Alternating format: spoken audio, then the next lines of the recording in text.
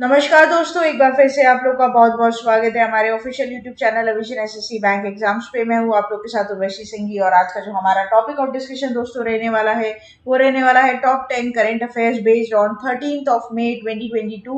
आशा करते हैं कि आप लोग सब लोग घरों में बिल्कुल अच्छे होंगे, सुरक्षित होंगे।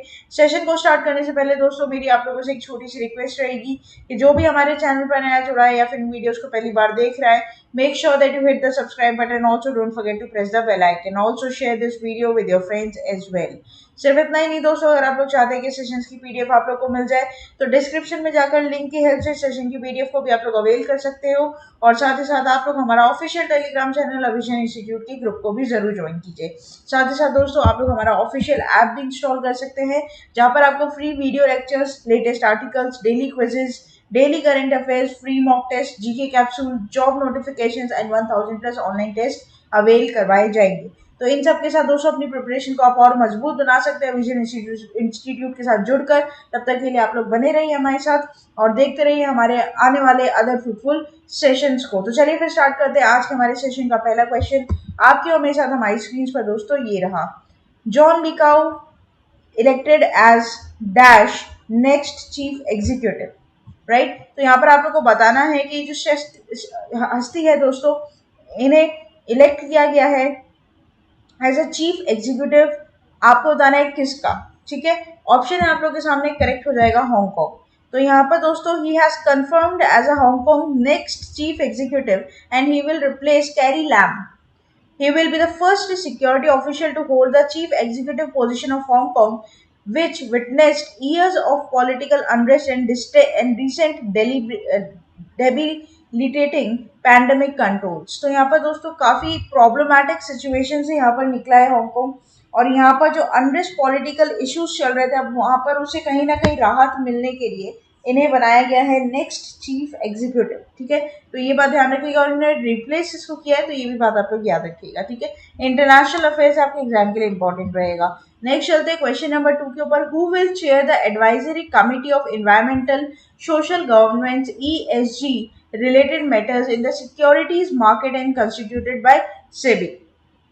तो सिक्योरिटीज मार्केट में जो ESG की प्रॉब्लम्स होती है दोस्तों, जो कि कंस्टिट्यूट करता है SEBI, that is securities exchange board of India, वो उसकी जो कमिटी बनाई गई एडवाइजरी कमेटी, उसको चेयर कौन करेगा, उसको हेड कौन करेगा, ठीक है। आपको ये बताना है।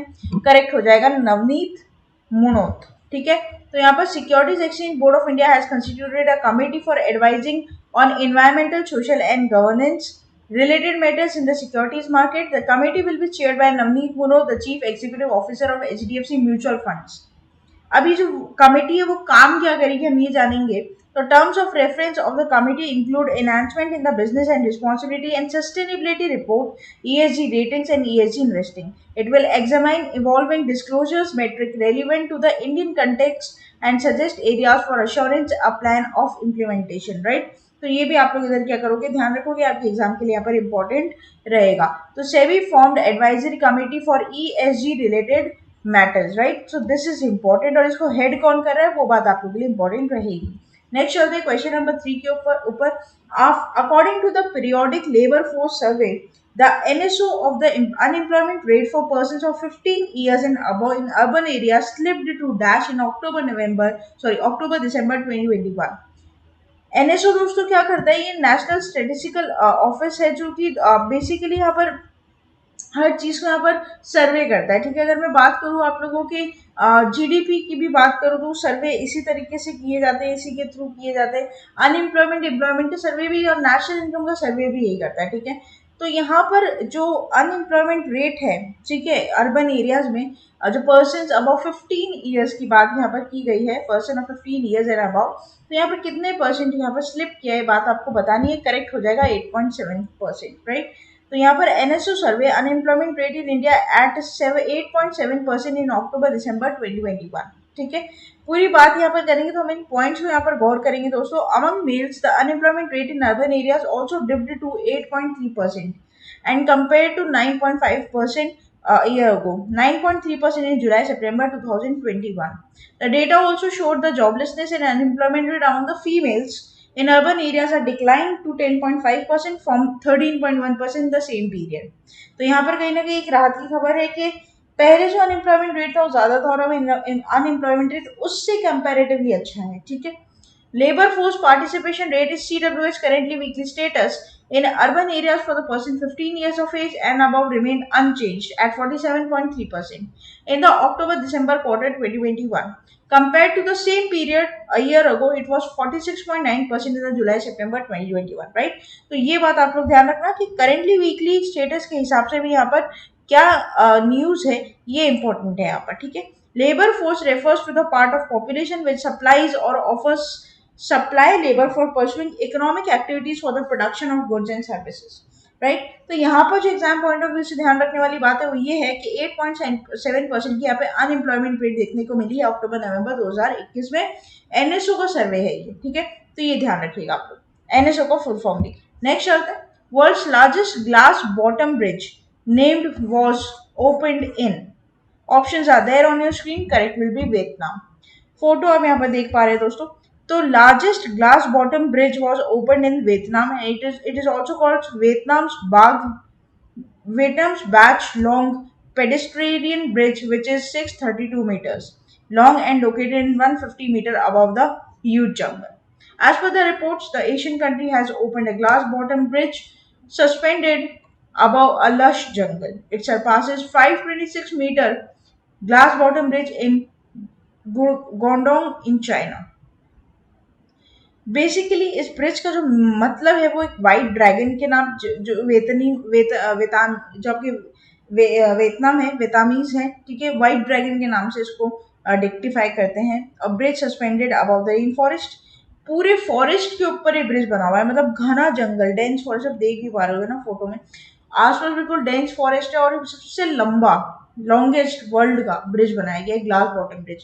अभी ग्लास बॉटम ब्रिज मतलब एक कांच का है, मतलब जब चलोगे ना तो नीचे का सब दिखेगा, ट्रांसपेरेंट है तो कांच का है, ये ऐसे टाइप में समझ लीजिए। नेक्स्ट चलते हैं क्वेश्चन नंबर 5 के ऊपर। UPI, India's flagship digital payments platform has recorded 5.58 billion transaction worth dash in April 2022. कितने मिलियन का ट्रांजेक्शन, कितने ट्रिलियन का, एक्चुअली 9.83 ट्रिलियन, राइट। तो यहाँ पर एनपीसीआई जो कि क्या अम्ब्रेला है, अम्ब्रेला ऑर्गेनाइजेशन है, UPI interface, India's flagship digital payment platform has recorded 5.58 billion transactions worth rupees 9.83 trillion in April 2022. This is the highest ever number of transactions recorded in UPI. The monthly UPI recorded is 3.33% increase in the transaction volume for 5.4 billion transactions worth rupees 9.6 trillion in March 2022. Compared to April 21, the transaction volume increased by 111%. The transaction value increased nearly 100%, right? तो यहाँ पर आपको ध्यान रखना है कि UPI ने hit के रिकॉर्ड बनाया है 5.58 बिलियन ट्रांजेक्शन्स का, जिनका वर्थ है 9.83 ट्रिलियन रुपीज, राइट। तो इतने ट्रांजेक्शन और उसकी जो एक्चुअल टोटल फंड वैल्यू है वो कितनी, तो एक बार थोड़ा सा ना इसको बैक हेड में याद रखिएगा, इसका पॉइंट बना लीजिएगा। नेक्स्ट चलते हैं क्वेश्चन नंबर 6 के ऊपर। Among the following who has received special Bangla academy award, options are there on your screen, correct will be Mamata Banerjee. CM है कहाँ की, वेस्ट बंगाल की, तो West Bengal CM Mamata Banerjee received a Bangla award relentless literature pursuit. The award introduced this year by Sahitya Academy was presented to Banerjee for her book Kavita Bitan. Right? अब ये तो दोस्तों accept नहीं किया था अवार्ड ममता बनर्जी ने on her own and it was received by State Education Minister Brita Basu on her behalf. Right? तो ये भी ध्यान रखिएगा। साथ ही साथ दोस्तों जितनी भी रिलेटेड न्यूज़ होती है वेस्ट बंगाल से, आप उसका एक अलग से मंथली क्या बना लीजिए, पॉइंट्स बना लीजिए, ताकि आपको रिवाइज करने में वो इजी हो जाए, राइट। नेक्स्ट चलते हैं क्वेश्चन नंबर 7 के ऊपर। Who has launched one of its kinds literary initiative Kalam website for the Prabha Khaitan foundation, options are there on your screen, correct will be Om Birla. तो लोकसभा स्पीकर है, ठीक है, Om Birla has launched one of its kind literary initiative Kalam website for its Prabha Khaitan Foundation to support and encourage vernacular literature. ठीक है, the aim of the Kalam is to popularize Hindi literature and provide a platform of veteran and young authors to poets and to talk about their writings, love and vernacular literature. Kalam started his journey back in the summer 2015 in the cities of Jaipur and Patna and has conducted over 550 sessions spread over 40 cities in India and overseas since then. ये जो philosophy है our nation is a unity in diversity which reflected in the tagline of Prabha Khaitan foundation, अपने भाषा अपने लोग। ठीक है, so this is important. Now आप लोग इतना डेप्थ में नहीं जाना होगा आप लोग को, आप लोग सिर्फ पॉइंट बनाइएगा। ठीक है, आप हेडिंग लिखकर पॉइंट्स बना लीजिएगा, वही आप लोग के लिए सफिशियंट होगा। पॉइंट्स भी दोस्तों सिर्फ keywords, not full sentences. Alright, सिर्फ जो भी सेंटेंसेस में कीवर्ड्स इंपॉर्टेंट होते हैं उन्हें आप नोट डाउन करेंगे। नेक्स्ट चलते हैं क्वेश्चन नंबर 8 के ऊपर। International day of plant health observed on, options are there on your screen, correct will be 12th of May। तो United Nations designated 12th May the International Day of Plant Health to raise global awareness on how protecting plant health can help end hunger, reduce poverty, protect biodiversity and environment and boost economic development, right? तो ये ध्यान रखना कि international day for plant health कब मनाया जाता है, 12 मई को मनाया जाता है हर साल। And it is a once in a life time opportunity to raise global awareness on how protecting plant health can help end hunger, reduce poverty, protect the environment, boost economic development. किस तरीके से plants को बचाकर हम इन चारों problems को दोस्तों क्या कर सकते हैं, निवारण कर सकते हैं। Plants are very important, right? अभी जो ग्लोबल वार्मिंग की दशा है दोस्तों, आप अगर वेस्ट साइड की कंट्री जाओ, वेस्ट इंडिया, इंडिया में जो वेस्ट साइड है इतना ज़्यादा भयंकर गर्मी है। ठीक है, इन सब चीज़ों को देखते हुए भी फिर भी पता नहीं क्यों डिफॉरेस्टेशन कर रहे हैं लोग। ऑलरेडी इतनी ज़्यादा तरीके से टेम्परेचर राइज हो रहा है अर्थ का, क्यों?